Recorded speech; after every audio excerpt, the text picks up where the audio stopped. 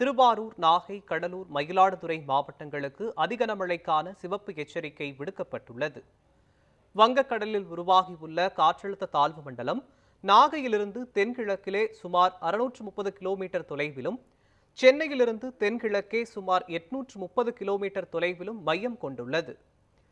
இது அடுத்த 24 மணி நேரத்தில் ஆழ்ந்த காற்றழுத்த தாழ்வு மண்டலமாகி இலங்கை மற்றும் தமிழகம் நோக்கி நகரும் என்றும், அடுத்த 48 மணி நேரத்தில் வட கடலோர மாவட்டங்களில் கனமழை பெய்யும் என்றும், டெல்டா மாவட்டங்களுக்கு அதிக கனமழைக்கான ரெட் அலர்ட் வழங்கப்பட்டுள்ளது என்றும் சென்னை வானிலை ஆய்வு மையம் தெரிவித்துள்ளது. காற்றழுத்த தாழ்வு மண்டலம் டெல்டாவை நோக்கி 10 கிலோமீட்டர் வேகத்தில் நகர்ந்து வரும் நிலையில் திருவாரூர், நாகை, கடலூர், மயிலாடுதுறை ஆகிய மாவட்டங்களில் பரவலாக கனமழை பெய்து வருகிறது. கனமழை எச்சரிக்கையால் மீனவர்கள் கடலுக்கு செல்ல வேண்டாம் என அறிவுறுத்தப்பட்டுள்ளது.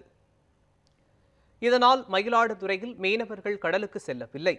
படகுகளை மீனவர்கள் பாதுகாப்பாக கடற்கரை புறத்தில் நிறுத்தியுள்ளனர். கடலூர் மாவட்டத்தில் கடலில் வழக்கத்தை விட சீற்றம் அதிகமாக காணப்படுகிறது. காற்றழுத்த தாழ்வு மண்டலத்தின் தாக்கத்தால் கேரளாவிலும் திருவனந்தபுரம், கொல்லம், பத்தனம்திட்டா, இடுக்கி, எர்ணாகுளம், திருச்சூர், பாலக்காடு மற்றும் மலப்புரம் ஆகிய 8 மாவட்டங்களுக்கு கனமழைக்கான மஞ்சள் அலர்ட் விடுக்கப்பட்டுள்ளது.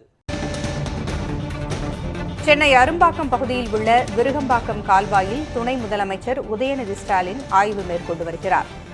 பருவமழையை ஒட்டி சென்னையில் உள்ள கால்வாய்களில் துணை முதலமைச்சர் ஆய்வு செய்து வருகிறார். தற்போது சென்னை அரும்பாக்கம் பகுதியில் உள்ள விருகம்பாக்கம் கால்வாயில் ஆய்வு செய்து வருகிறார். அந்த காட்சிகளை பார்த்துக் கொண்டிருக்கிறோம். வடகிழக்கு பருவமழை தொடங்கி தமிழகம் முழுவதும் பெய்து வருகிறது. இந்நிலையில் சென்னையிலும் கனமழை பெய்து வருகிறது. தற்பொழுது விருகம்பாக்கம் கால்வாயில் உதயநிதி ஸ்டாலின் ஆய்வு மேற்கொண்டு வருகிறார். மழையை எதிர்கொள்ள என்னென்ன நடவடிக்கைகள் எடுக்கப்பட்டிருக்கின்றன என்பது குறித்து தமிழக அரசு தொடர்ந்து ஆலோசனை நடத்தி வரும் சூழலில் தற்பொழுது உதயநிதி ஸ்டாலின் விருகம்பாக்கம் கால்வாயில் ஆய்வு செய்து வருகிறார். சென்னை அரும்பாக்கம் பகுதியில் உள்ள விருகம்பாக்கம் கால்வாயில் அவர் ஆய்வு செய்து வருகிறார். அரும்பாக்கம் சுற்றுவட்டார பகுதிகளில் மழை பாதிப்பு விவரங்களையும் அவர் கேட்டறிந்து வருகிறார்.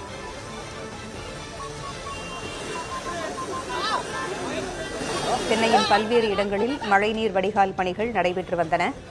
தற்பொழுது கால்வாய்களை தூர்வாரும் பணிகளும் நடைபெற்றிருந்த நிலையில் இந்த மழையை எதிர்கொள்வதற்காக சென்னை முழுவதும் தயார் நிலையில் இருப்பதாக தமிழக அரசு கூறியிருந்தது. தற்பொழுது துணை முதலமைச்சர் உதயநிதி ஸ்டாலின் அதன் ஒரு பகுதியாக அரும்பாக்கம், விருகம்பாக்கம் கால்வாயில் ஆய்வு செய்து வருகிறார். மழை நிலவரத்தை அரசு தொடர்ந்து கண்காணித்து வருவதாக அமைச்சர்கள் கூறியிருந்தார்கள். தமிழக முதலமைச்சர் மு க ஸ்டாலினும் தமிழக அரசு எடுத்து வரக்கூடிய நடவடிக்கைகளை தொடர்ந்து கண்காணித்து வருவதாக தெரிவித்திருந்தார். இந்நிலையில் சென்னையில் உள்ள கால்வாய்களை துணை முதலமைச்சர் உதயநிதி ஸ்டாலின் ஆய்வு செய்து வருகிறார். தற்பொழுது அரும்பாக்கம், விருகம்பாக்கம் கால்வாயில் ஆய்வு செய்து வருகிறார். அதேபோல அரும்பாக்கம் பகுதியில் மழையால் பாதிக்கப்பட்ட பகுதிகளையும் அவர் பார்வையிட்டார். அங்கு நிலவரங்களை கேட்டறிந்து கொண்டிருக்கிறார். அங்கு வரைபடம் மூலமாக கால்வாயினுடைய போக்கு குறித்து அவருக்கு விளக்கப்பட்டு வருகிறது. அந்த காட்சிகளையும் பார்த்துக் கொண்டிருக்கிறோம்.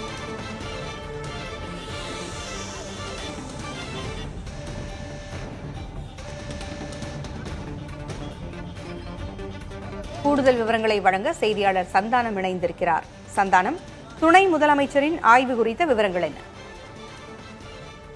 பூங்கொல்லி, சென்னையில இன்று நேற்று இரவு முதல் மழை பெய்து வரக்கூடிய சூழல்ல தற்போது துணை முதலமைச்சர் உதயநிதி ஸ்டாலின் இந்த மழையால பாதிக்கப்படக்கூடிய இடங்களாக இருக்க கடந்த முறை மழையால பாதிக்கப்பட்ட இடங்களை தற்போது ஆய்வு செய்து வருகிறார். குறிப்பாக தற்போது அவர் ஆய்வு செய்து வரக்கூடிய இடம் அரும்பாக்கம் மெட்ரோ அருகே. கடந்த முறை மழை பெய்த போது இங்கு மழைநீர் என்பது தேங்கி இருந்தது. சென்னை மாநகராட்சி சார்பாக அமைக்கப்பட்டிருந்த மழைநீர் வடிகால் விருகம்பாக்கம் கால்வாயோடு இணைக்கப்படாமல் இருந்த காரணத்தினால அந்த பகுதியில கடந்த முறை மழைநீர் தேங்கி இருந்த ஒரு சூழல் இருந்தது. அதன் பின்பு இந்த விருகம்பாக்கம் கால்வாய் கிட்டத்தட்ட 6.3 கிலோமீட்டர் கூடிய விருகம்பாக்கம் கால்வாய் நீர்வளத்துறையிலிருந்து சென்னை மாநகராட்சியிடம் இந்த வடகிழக்கு பருவமழைக்கு பணிகளை மேற்கொள்ள ஒப்படைக்கப்பட்டது. அதனைத் தொடர்ந்து இந்த கடந்த மழை முடிந்த பின்பு தற்போது கால்வாய்கள் இணைக்கப்படக்கூடிய பணிகள் முடிவடைந்திருக்கிறது. எனவே தற்போது நேற்று முதல் மழை பெய்து வரக்கூடிய சூழல்ல இந்த முறை அங்கு மழைநீர் தேங்கி இருக்கிறதா, அந்த பணி முடிவடைந்த பணிகள் மூலமாக தற்போது அங்கு மழையினுடைய பாதிப்பு எவ்வாறு இருக்குது என்பது குறித்து தற்போது அரும்பாக்கம் மெட்ரோ அருகே தற்போது ஆய்வு செய்துள்ளார். அதனைத் தொடர்ந்து கடந்த முறை மழை பெய்த போது அண்ணா நகர்ல இருக்கக்கூடிய K4 போலீஸ் ஸ்டேஷன் அருகே, அதே போன்று புளியந்தோப்பு உள்ளிட்ட 4 பகுதிகளில் கடந்த முறை மழை ஏற்பட்ட போது பாதிக்கப்பட்ட இடங்கள்ல அதன் பின்பு எடுக்கப்பட்டக்கூடிய நடவடிக்கைகள் மூலமாக தற்போது மழைநீர் தேங்குகிறதா, தற்போது அங்கு பாதிப்புகள் ஏதேனும் இருக்கிறதா என்பது குறித்து தற்போது துணை முதலமைச்சர் உதயநிதி ஸ்டாலின் நேரடியாக ஆய்வு செய்து வருகிறார். தகவல்களை வழங்கியமைக்கு நன்றி சந்தானம்.